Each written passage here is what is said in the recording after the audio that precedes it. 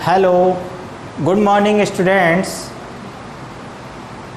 आप सभी का स्वागत है अपनी बायोलॉजी की ऑनलाइन क्लासेस में।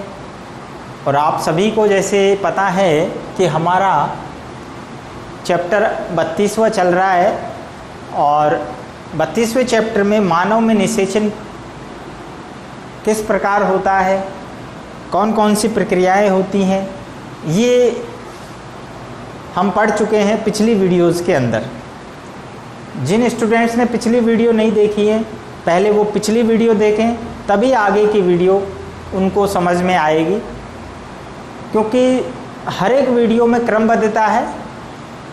जैसा इस वीडियो की अगर हम बात करें, आज की वीडियो की, इसमें हमने पार्ट 4 अर्थात चौथा भाग लेकर आए हैं 32वें अध्याय में। और इसमें हम टॉपिक जो पढ़ेंगे आज वो पढ़ेंगे निषेचन की रासायनिकी एवं निषेचन का महत्व। दो चीज़ें यहाँ पर हम पढ़ेंगे। निषेचन की रासायनिकी क्या होती है, यानी केमिस्ट्री ऑफ फर्टिलाइजेशन, और दूसरा इसमें टॉपिक है निषेचन का महत्व, सिग्निफिकेंस ऑफ फर्टिलाइजेशन। तो बेटा एक चीज़ मैं आपको बता दूं कि निषेचन की रासायनिकी जो टॉपिक है ये अपनी बोर्ड की बुक में नहीं दिया हुआ है, लेकिन इसके क्वेश्चंस पीछे आपसे पूछे गए हैं। तो अब हमें उन क्वेश्चनों को समझने के लिए इस टॉपिक को पढ़ना पड़ेगा, इसलिए आज इसको आप ध्यान से पढ़ेंगे क्योंकि ये आपकी बुक में नहीं है। निषेचन की रासायनिकी, तो आखिर निषेचन क्रिया में ऐसी कौन सी रासायनिकी यानी केमिकल क्या क्या बदलाव होते हैं, और ख़ास तौर से हम यहाँ उन पदार्थों की बात करेंगे जो स्पर्म्स और अंडाणु की सतह से स्रावित होते हैं। तो यहाँ पर ऐसा मानते हैं कि निषेचन क्रिया में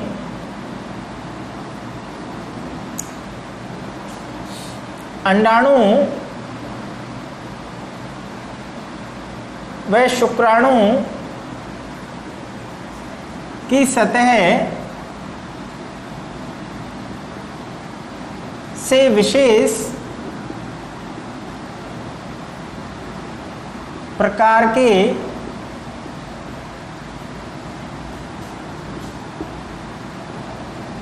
रासायनिक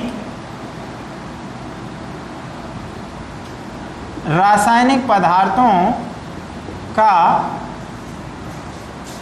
स्राव होता है,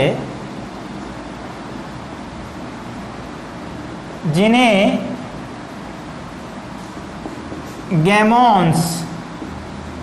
गैमोन्स कहते हैं।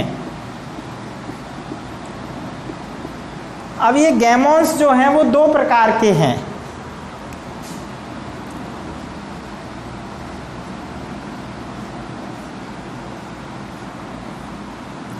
गैमोन्स जो हैं वो दो प्रकार के हैं। शुक्राणु की सतह से स्रावित, अंडाणु की सतह से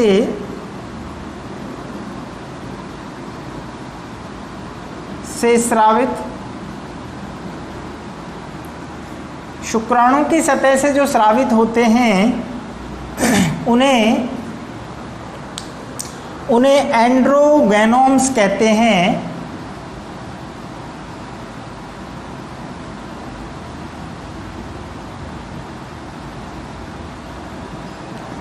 एंड्रोगैमोन्स, जबकि अंडाणु की सतह से स्रावित गाइनोगैमोन्स कहलाते हैं। अब आप देखिए एंड्रोगैमोन्स जो हैं वो भी दो प्रकार के होते हैं। एंड्रोगैमोन्स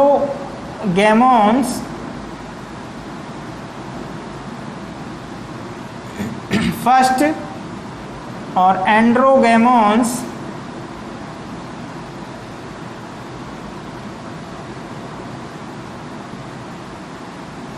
सेकंड। इसी प्रकार यहाँ पर आप देख रहे हैं यहाँ भी दो प्रकार के हैं, गाइनोगैमोन्स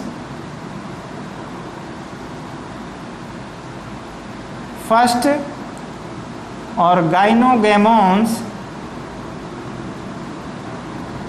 सेकंड।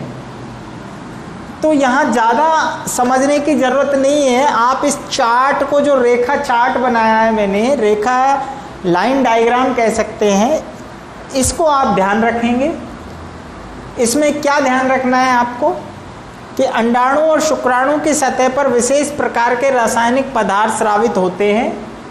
केमिकल्स की बात कर रहे हैं ना, तो वो क्या कहलाते हैं? गैनोन्स कहलाते हैं। उनको हम क्या कहते हैं? सम्मिलित रूप से गैमोन्स कहते हैं।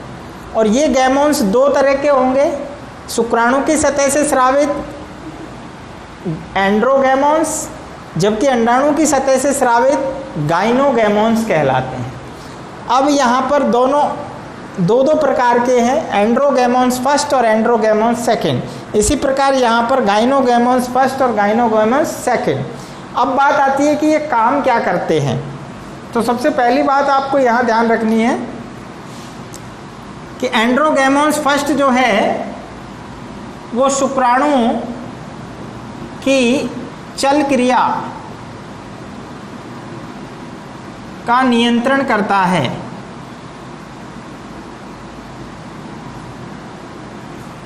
दिखाई दे रहा होगा, शुक्राणु की चल क्रिया का नियंत्रण करता है। अब यहाँ पर आप देखिए, जो एंड्रोगैमोन्स फर्स्ट का काम है, इसके विपरीत गाइनोगैमोन्स फर्स्ट काम करेगा। यानी ये क्या करेगा? शुक्राणु की चल क्रिया को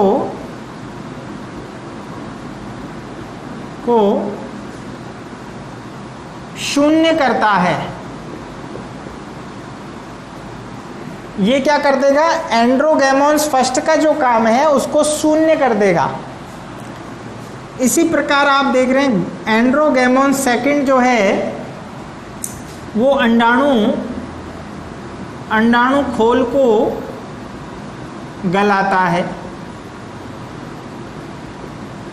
या कह सकते हैं भेदता है।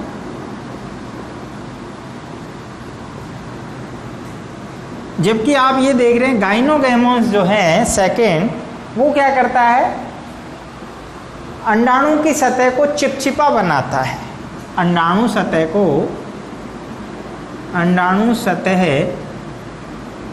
को चिपचिपा बनाता है। तो यहाँ पर आप एक बार फिर से समझ लीजिए निषेचन की रासायनिकी। तो आपसे बुक में यहाँ से सवाल पूछा है कि एंड्रोगैमोन्स फर्स्ट क्या काम करते हैं? तो शुक्राणु की चल क्रिया का नियंत्रण करते हैं। इसके अलावा जो भी है, आप इन चार में से ही आपको आंसर मिलेगा।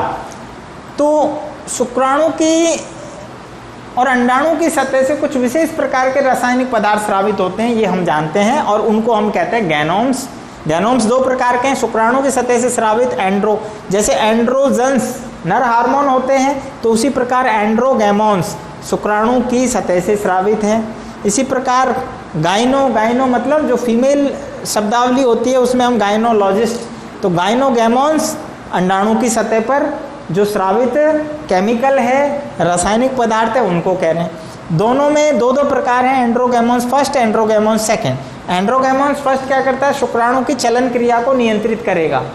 क्लियर? जबकि गाइनोगैमोन्स जो एंड्रोगैमोन्स सेकंड है वो अंडाणु खोल को गलाने का काम करेगा। भाई शुक्राणु की सतह पर है तो काम क्या करेंगे? शुक्राणु की चल क्रिया को नियंत्रित कर रहा है और अंडाणु के खोल को गलाने का काम कर रहा है। इसी प्रकार गाइनोगैमोन्स फर्स्ट और सेकंड की बात करें तो गाइनोगैमोन्स फर्स्ट क्या करता है? एंड्रोगैमोन्स फर्स्ट की क्रिया को शून्य कर देता है, यानी शुक्राणु की जो चल क्रिया है उसको शून्य करता है। शून्य, ये देखो यहाँ पर। क्लियर? गाइनोगैमोन्स सेकंड क्या करेगा? अंडाणु की सतह को चिपचिपा बनाता है। इसी से ही तो शुक्राणु जो है आकर इससे चिपक जाते हैं। क्लियर? इसके बाद दूसरा टॉपिक है हमारा इसमें निषेचन का महत्व। निषेचन का महत्व। चलिए दूसरा ले लेते हैं, निषेचन का महत्व।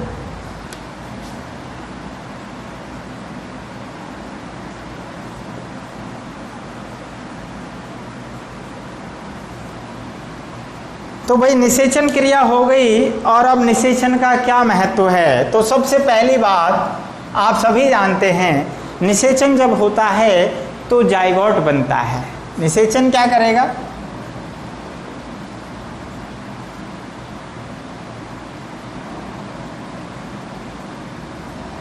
युग्मनज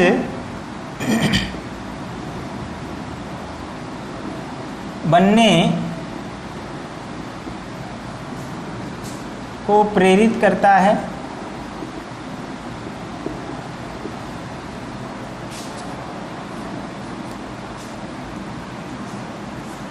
युग्मनज बन जाता है, और युग्मनज जब बनता है तो जो अंडाणु है वो द्विगुणित हो जाता है, यानी गुणसूत्रों की संख्या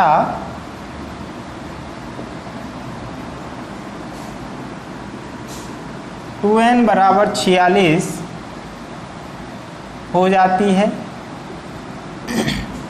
नेक्स्ट हम बात करें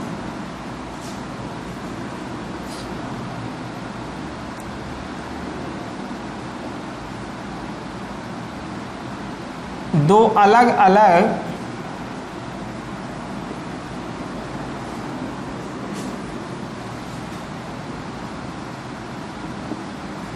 जनकों के गुणसूत्रों का समायोजन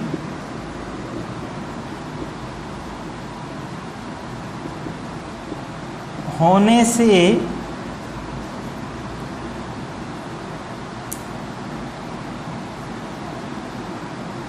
युग्मनज में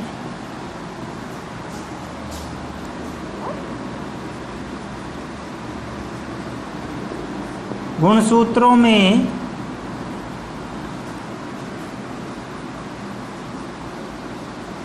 विभिन्नता आती है। हम सभी जानते हैं कि यहाँ पर आप देख रहे हैं n बराबर 23 और n बराबर 23, ये जो है नर प्राक केंद्रक है और ये मादा प्राक केंद्रक है। ये नर संतति है और मादा जनक मान लेते हैं अपन इनको। और जब ये आपस में संयोजित होते हैं तो यहाँ पर 2n बराबर 46 हो जाते हैं। तो दोनों के गुण जो हैं वो एक ही आगे चलकर इस कोशिका से जो जीव बनेगा उसके अंदर समाहित हो जाते हैं, और इसको जो है हम संकरण क्रिया भी कहते हैं। तो ये चीज़ आपको समझनी होगी कि किस प्रकार विभिन्नताएं आती हैं, क्योंकि नए क्रोमोसोम्स आकर जुड़ते हैं तो निश्चित रूप से उसमें विभिन्नताएं आती हैं। इसके बाद हम बात करते हैं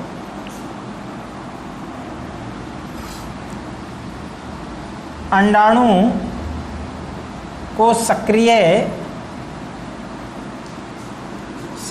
बनाता है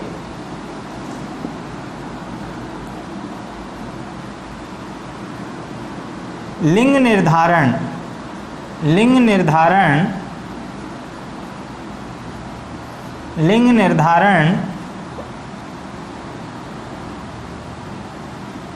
करता है। जैसे ही निषेचन होता है, ध्यान रखना बहुत सारी भ्रांतियां हैं इस चीज़ के पीछे। लोगों के अंदर भ्रांतियां हैं निषेचन प्रक्रिया से संबंधित, लिंग निर्धारण से संबंधित। तो आज मैं इस बात को क्लियर कर देता हूं।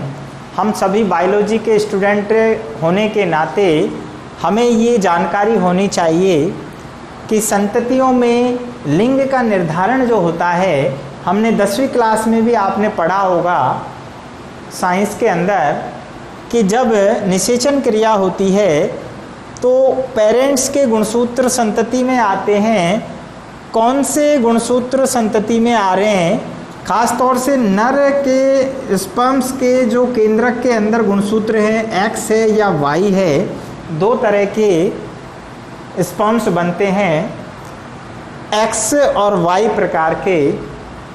इनमें से डिपेंड करेगा कि अंडाणु से कौन सा स्पर्म संयोजित होता है।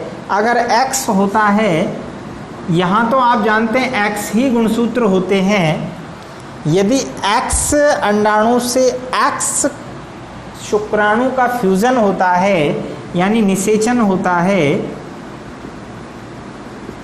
तो संतति में जो है मादा संतति बनेगी, अर्थात यानी लिंग जो है फीमेल होगा। यदि Y क्रोमोसोम्स X अंडाणु से फर्टिलाइज होता है तो संतति में नर संतति का लिंग निर्धारण होता है। तो ये बात हम 10वीं क्लास में भी अच्छी तरह समझ चुके हैं, एक बार फिर से बता दिया है। तो यहाँ आपको ये बात समझ में आ जानी चाहिए कि एट ए मोमेंट फर्टिलाइजेशन के समय, उसी समय ये निर्धारण हो जाता है कि बनने वाली संतति जो जाइगोट से बनेगी वो नर होगी या मादा होगी। इस बात का निर्धारण उसी समय हो जाता है, ना तो निषेचन से पहले होगा और ना ही निषेचन के बाद कोई परिवर्तन आएगा। आफ्टर प्रेगनेंसी हमारे यहाँ जो है भ्रमता के कारण और जिसे कहते हैं पुत्र प्राप्ति के मोह के कारण आज भी महिलाओं को अलग अलग टोने टोटके जिसको कहते हैं उनसे गुजरना पड़ता है। तो मैं ये बात को यहाँ क्लियर कर देता हूँ, क्योंकि साइंस का काम एक भ्रम दूर करना भी है बेटा, ये बात हम जानते हैं। तो यहाँ आप कुछ भी कर लीजिए, कोई जादू टोना कर लीजिए, निषेचन के समय जो निर्धारण हो गया वो ही संतति जन्म लेगी, यानी उसी प्रकार का लिंग निर्धारण होगा। Clear? Is that clear? Okay, आगे चलते हैं। इसके बाद अगला पॉइंट हम बात करें निषेचन के महत्व में। तो जब जाइगोट बन गया है तो इसके बाद तुरंत ही समसूत्री विभाजन प्रेरित होता है। जो इसमें तर्कुतंतु थे वो विभाजन को प्रेरित करेंगे। समसूत्री विभाजन जिसको हम कहते हैं विदलन, विदलन को प्रेरित करता है। और जब विदलन प्रेरित होता है तो परिवर्धन क्रिया जो है शुरू हो जाती है।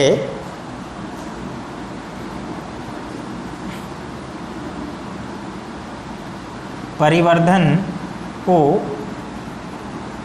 प्रारंभ करता है, परिवर्धन को प्रारंभ करता है।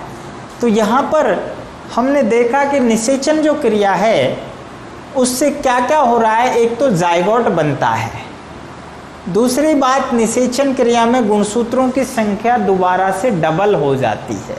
पहले हैप्लॉइड गुणसूत्र होते हैं, जैसा हम पीढ़ी एकांतरण पढ़ते हैं कि मानव में द्विगुणित कोशिका होती है कायिक, और फिर ये कोशिका जनन कोशिका में बदलती है, और ये जनन कोशिका में क्या होता है, अर्धसूत्री विभाजन होता है, युग्मक का निर्माण होता है, युग्मक बनते हैं मेल युग्मक और फीमेल युग्मक, दोनों में गुणसूत्रों की संख्या आधी आधी रह जाती है, और फिर इसके बाद फिर से निषेचन होता है, और निषेचन के बाद फिर से 2n हो जाती है। तो ये चीज़ हमें समझनी है।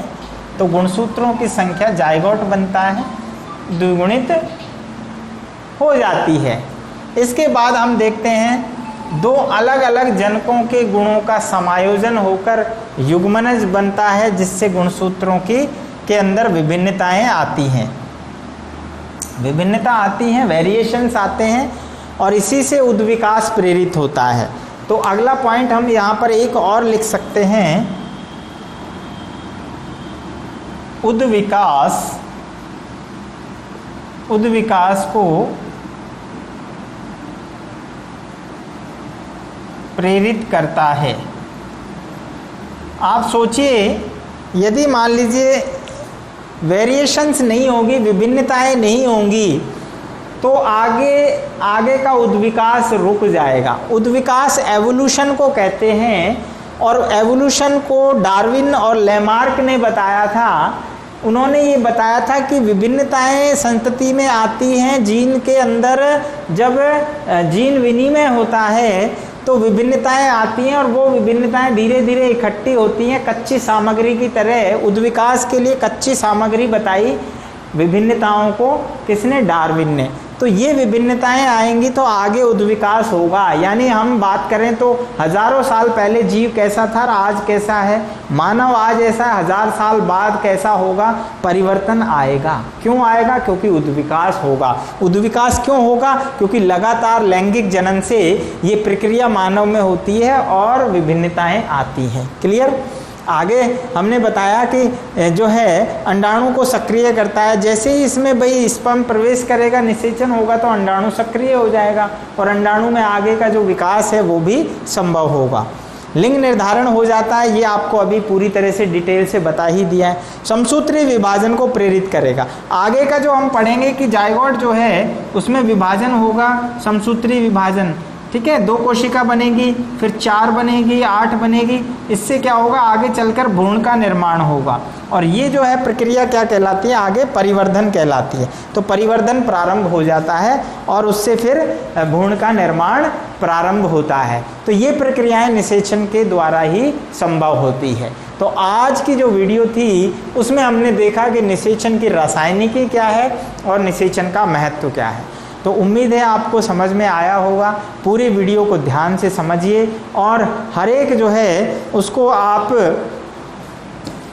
पूरी तरह से उसके अंदर अपना जो क्वेश्चंस पूछे जाते हैं उनको भी ध्यान रखेंगे। आज की वीडियो के क्वेश्चंस पूछ लेते हैं। पिछली वीडियो में हमने आपसे क्वेश्चंस नहीं पूछे थे, आज की वीडियो में आप क्वेश्चंस जरूर ध्यान रखेंगे। पहला क्वेश्चन है अपना,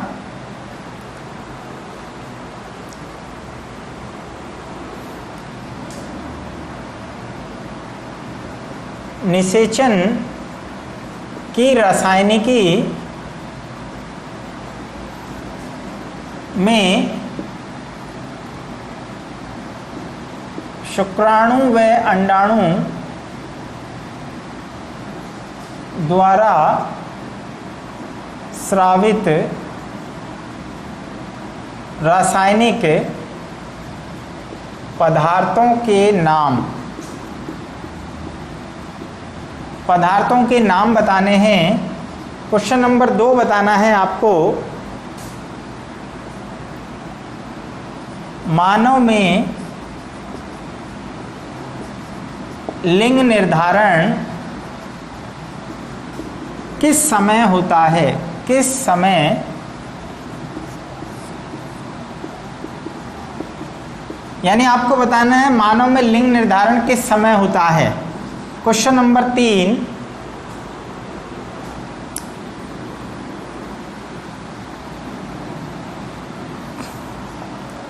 क्वेश्चन नंबर 3 जो है